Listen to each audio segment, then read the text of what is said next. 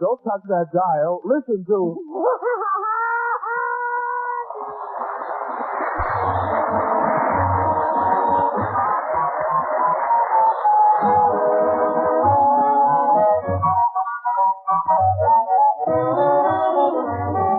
Sunday afternoon is the time for a man to relax, do a little reading, and make his plans for the week.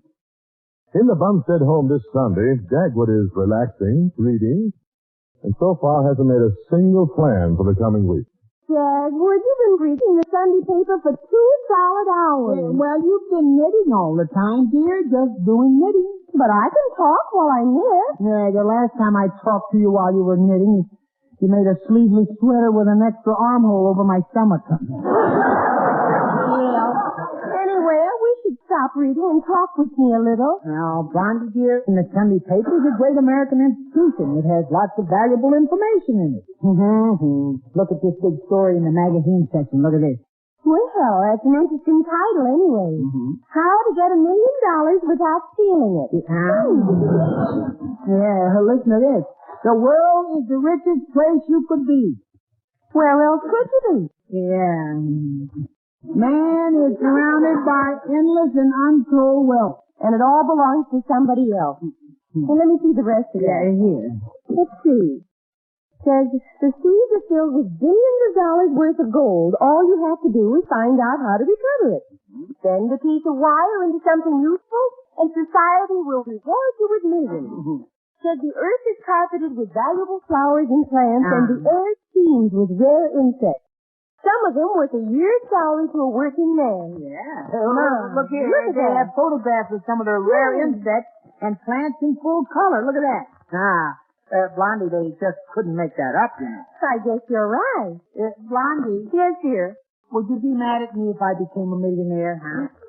Maybe. But I'd get over it. Good. I think I'll go down to my workshop in the basement right now. What for? I'm going to get to work on my first million.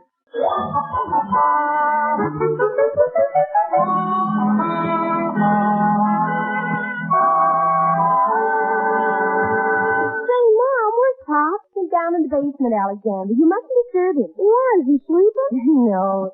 He's busy making $1 million. Oh, I said, Jim. Well, he read an article in the Sunday paper that said every man can be a millionaire, and now he wants to be one.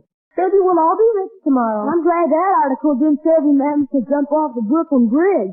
We might all be orphans tomorrow. I know. Where is the Sunday paper? In the living room. Cookie, let's take it up to my room and look at it. Maybe we'll make our first million before Pop does.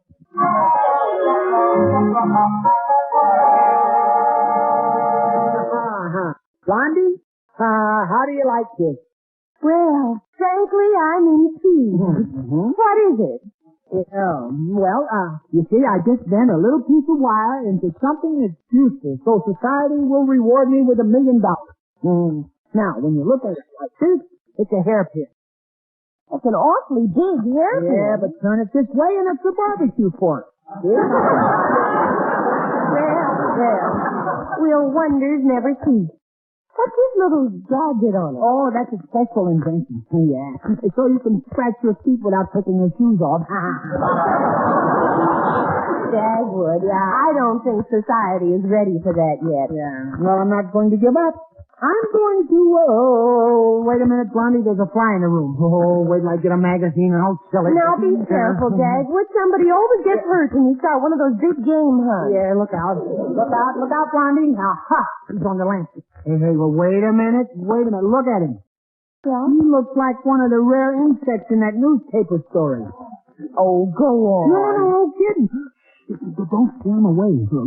Look at that. He's got a green head, blue legs, a yellow body, and red wings. Oh, boy. Dagwood, you're right. This is the rarest insect in the world. How rare? About $2,000 rare. I'll go right out and get an empty jar. Keep your eye on. Yeah, I am, Blondie. What's he doing now? Washing his feet. Hey, now look, he's sort of polishing his wings. I hope he doesn't polish off any of that $2,000. Here's the jar, Dagwood. Okay. See if you can catch him in it. Now, don't hurt him. Yeah. Be careful. Here goes now. Yeah. I guess you're really convinced now that he's a real valuable fly, aren't you, huh? No, but we can't afford to take any chances. The $2,000 a fly. Yeah. Oh, here he comes, dear. Oh, there it goes, dear. Oh, here, fly.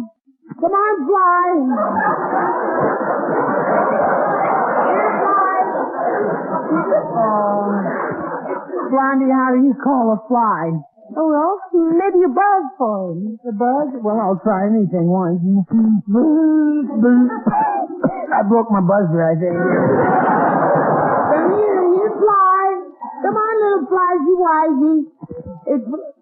Where'd he go? Where'd he go? Over there. Huh? Over there by the door. Holy smoke, he's crawling under it. He'll get away. Blondie, I'm going to chase him. But, Dagwood, Yeah, what? he probably really isn't the fly you were reading about. There he goes. I'll see you later.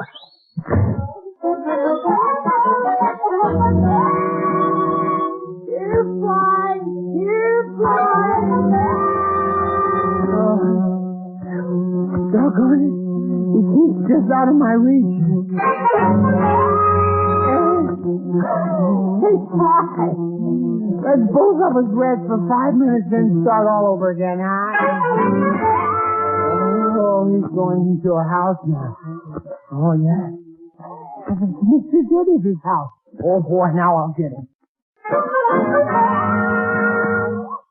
Oh, I got him. I got him in a jar. 2,000 red and green dollars with blue blue.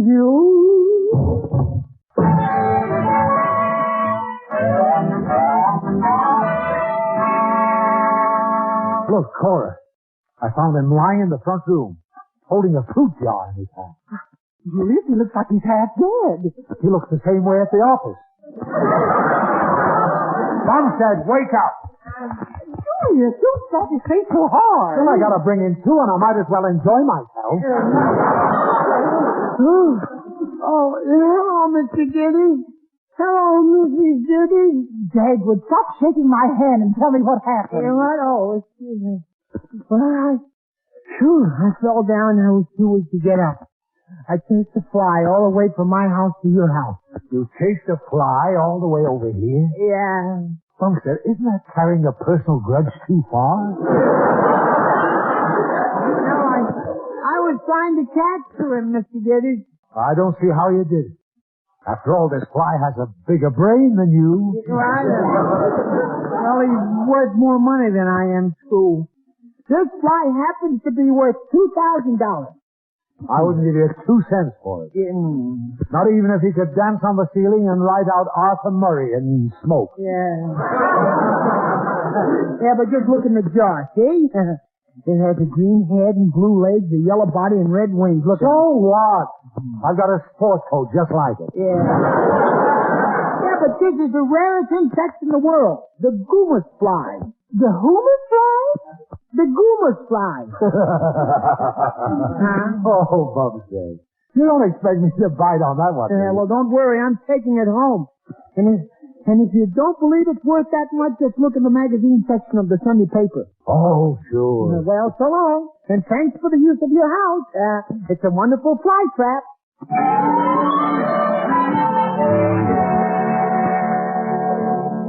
Hey, look, Blondie, I got it. Oh, good for you, Dagwood. Yes, sir. There he is, the good old goomus fly. Blondie, you know something? You're looking at $2,000. $1,000. So, Dagwood, the fly may be worth $2,000. Yeah. But who's going to pay that for it? Hey, that's right. Who is going to buy it? I wouldn't pay that for a little fly.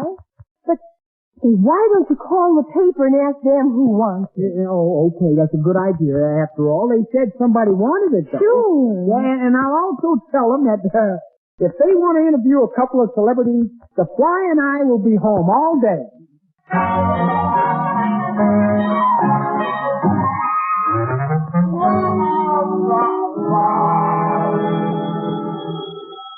There's the phone again, Mom. I'll get it, but it's probably for you, Dagwood. Well, okay, then you get it, dear. Boy, it's been ringing all day. Ever since that story about your catching the fly was in the morning's paper. Hello? Yes, just a minute. Who's it for, dear? It's for you, Frankfurt. Thank you. Hello? This is Bring 'em Back Alive in a Jar Bumstead speaking. Huh? What? Oh, oh, sure. Oh, okay, yeah. I'd be glad to see you, Professor. Oh, yes, thank you very much. Goodbye. Who was it, Dagwood? Well, a professor from some college. He's interested in the flies. I hope he brings the money to buy it.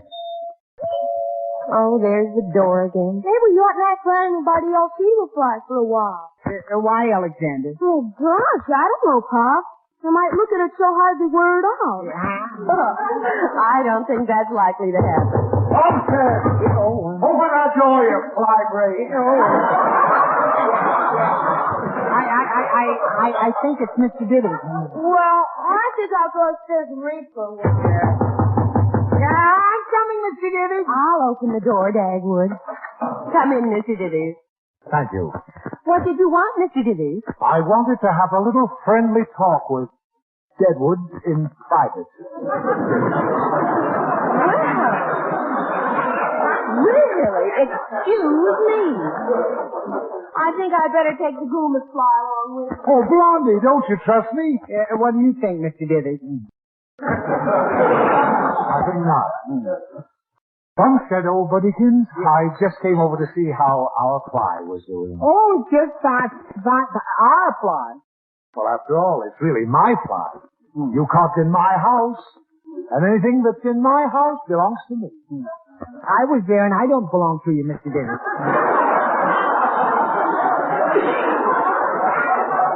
Only because I don't want you.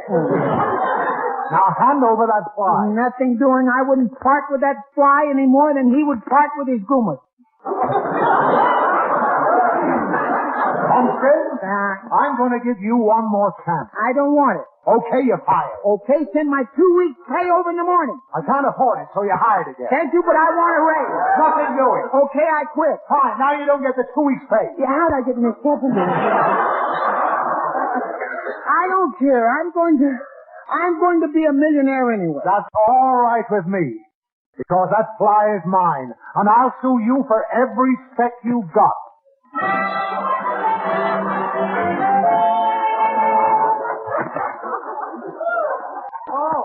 Oh, Mr. Diddy, it's you again. Yes. Bumstead, this is my final offer. Give me a half interest in that fly and I'll hire you back again. Here's my final answer. Ha-ha. Goodbye now.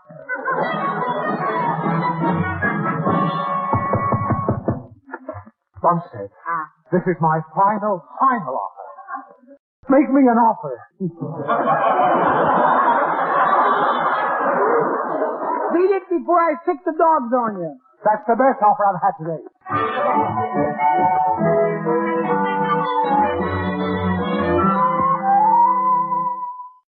Hey, Mom, what is it, Alexander? There's a man coming up the front walk. He's wearing a beard. Oh, I'll bet it's Mr. Diddy's wearing a disguise. Oh, boy, will I fix him.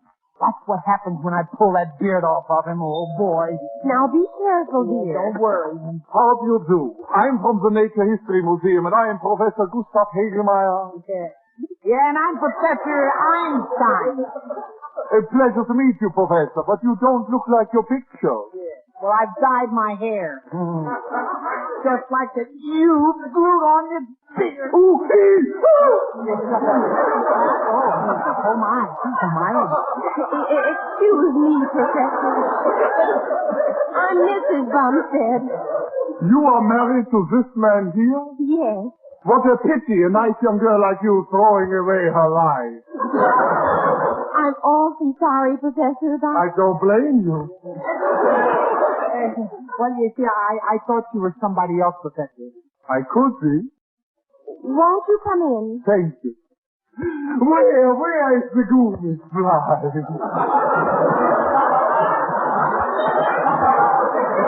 It's over on the table in that jar there. Well, I guess now we'll find out that the fly isn't really the Goomus fly. That's just what I was thinking. Oh, it's the real thing, all right. Mr. Bumstead, do you have my glasses? No. That's funny, neither do I. But no matter, I can see well enough. Oh, yes, it is the goo, Miss Fly. Oh, I'm so happy. Not really. Right. I still don't believe Yeah, it. but I knew it. I knew it all the time. Oh, yes, it has the blue legs, the yellow body, the red wings, and the green head. No other fly in the world can make that statement. I guess not, no. Professor, are you quite sure that this is a Goomba fly? Positive. There is no question about it. You see, the Goomis fly was discovered by my old friend, Johann Sebastian Goomis. He named it for his wife, Elsa.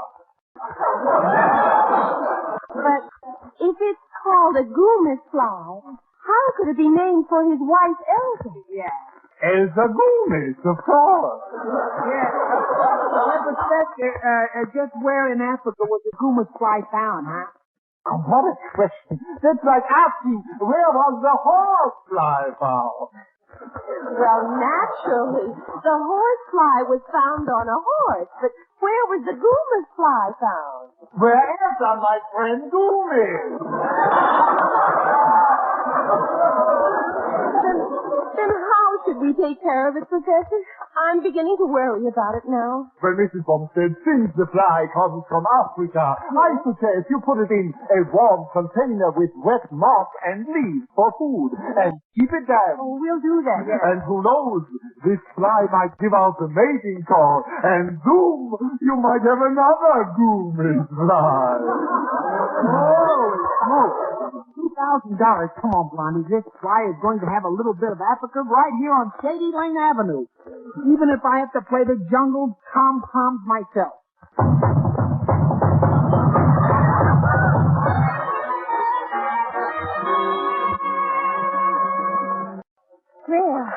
There. The fly certainly ought to be happy now. Yeah. Large fishbowl and plenty of moss, nice green leaves. Yeah, and it's perfume atomizer with warm water in it. You see, that makes the air nice and moist. Yeah. Just like Africa. Pour them a little more, Dr. Williamson. Yeah. Oh, yeah, well, here goes. Oh, holy smoke. What's the matter, Dagwood? Look at what's happening to our Goomis fly. Oh, you're cook, sis. You said it, brother. Oh, my goodness. Oh, the color's coming off of him. Yeah, look at that. The Goomis is washing right off of him. And it looks very suspiciously like watercolors. Alexander Bumstead? I cannot tell a lie, Mother. I did it with my little watercolor set. I tended the fly, and I helped him. You helped him? Well, what did you do? I held the fly. And all this time we thought we had a very valuable fly. Oh, Alexander. I'm awful sorry, Pop. I didn't think it'd get to be such a big friend. I saw the same article in the Sunday paper, and I just painted a horsefly to look like the Goomis fly. Oh, why didn't you tell us sooner, Alexander? I feel like I just lost $2,000. Well, gosh, I wanted to tell you, but I don't know. I never could do it at the right time. Mrs. Business was making such a fuss about it, and then the professor... Hey, wait a minute. Have you got an idea, Jack? Oh, and how? Alexander, I'll forgive you if you paint the fly again. Now, Dagwood, what are you going to do? I'm going to call Mr. Gidders and do a little horsefly trading right now. I hate myself when I get these fiendish ideas.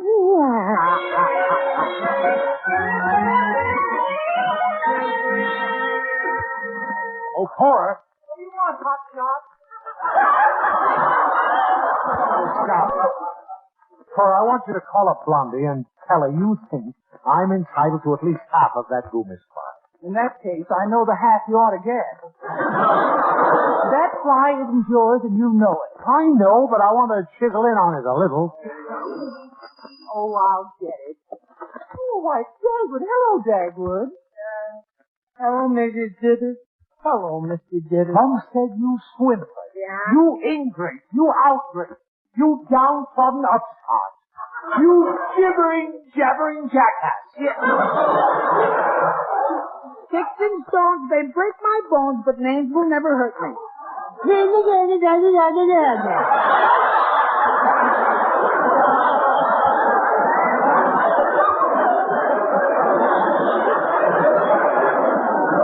Mr. Gitters, everything you say about me is true. Huh? Yeah, you're right, J.C. I have been ungrateful. You've always been so swell to me. I'm ashamed of myself for catching the rarest fly in the world and not offering to share it with you. I hate myself. I hate you, too. Julius, let him go on. He can't be in his right mind. Why not? Because he said so many nice things about you. Mr. Gitters, you've been a real pal to me, and I'm going to give you a half interest in the prize. Oh, thank you, Daddy. Oh, I feel so awful about the way I've treated you, Mr. Gitters. I just don't care what happens to the other half of the prize. Or maybe you'd like to sell your half to me. Oh, no, it's worth quite a bit, and it wouldn't be fair to take that much money from you. All right. I'll offer you less than it's worth then. Okay. Then how much? It's worth $500. I'll give you $250. $150. I mean, $350. $200. $250. $100. Sold. Well, maybe I'm wrong, but that was the darndest bidding I ever heard. Well, let's go right over to your house. I want to see it first. Okay, but don't forget your checkbook.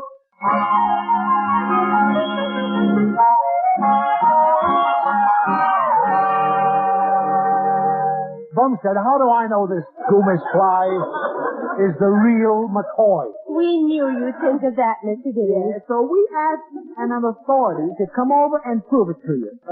Professor Hegelmeyer. This is Mr. Bumstead. Mr. Gitters, this is Professor Gustav Hegelmeyer. Of the Natural History Museum, Hegelmeyer. Ja, well,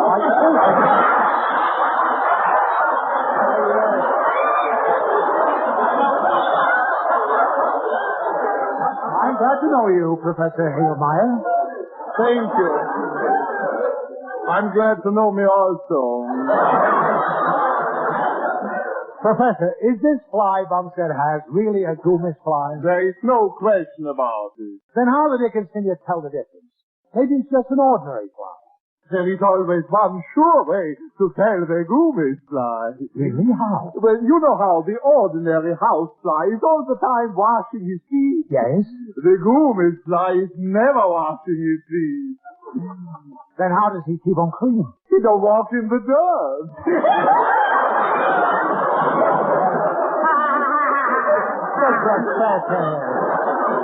That sounds ridiculous. Yeah, sure it is ridiculous. This is a scientific joke, Mr. Dizzy.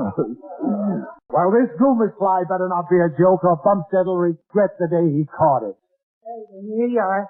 Here, Mr. Gitters. Here's your bowl. And there, look at that. The little Goomish fly. Look at it. Oh, isn't he pretty? He couldn't be prettier if he were hand-painted. They're not possibly. They're beautiful specimens. Yeah. Well, I'll be leaving now. Just think, the most valuable fly in the whole world. Mm-hmm. Oh, Mr. Gitters, don't forget about that check. Oh, yes, I forgot to give it to you. Yeah. How could it have slipped my mind? I'll bet it was easy. I knew it. Here you are, Dagwood, $100. Oh, thanks, J.C. I hope you and the fly will be very happy, Mr. You bet we will. I'm going to make a nice, juicy profit on him. Yeah, look out for that chair, Mr. Gitters. Oh! Are you all right, Mr. Gitters? Never mind me. Where's the fly? Oh, it went out the door. Back to Africa. I don't know. Here, Goomish, wait for me. Here,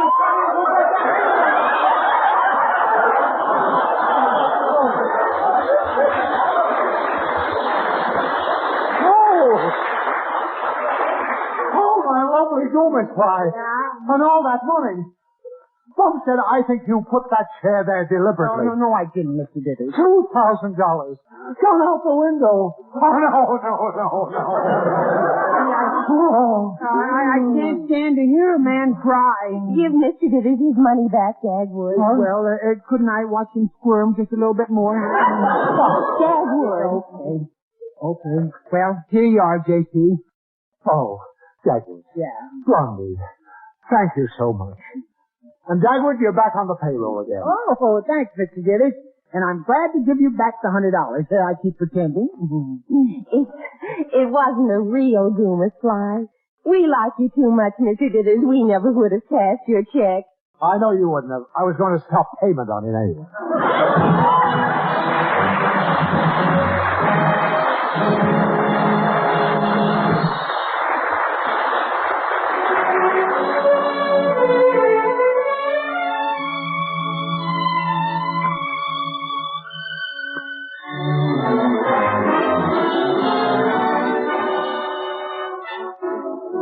The Blondie Show was heard in the United States over NBC, the national broadcasting company, and it's been rebroadcast for our servicemen and women overseas by the United States Armed Forces Radio Service, the voice of information and education.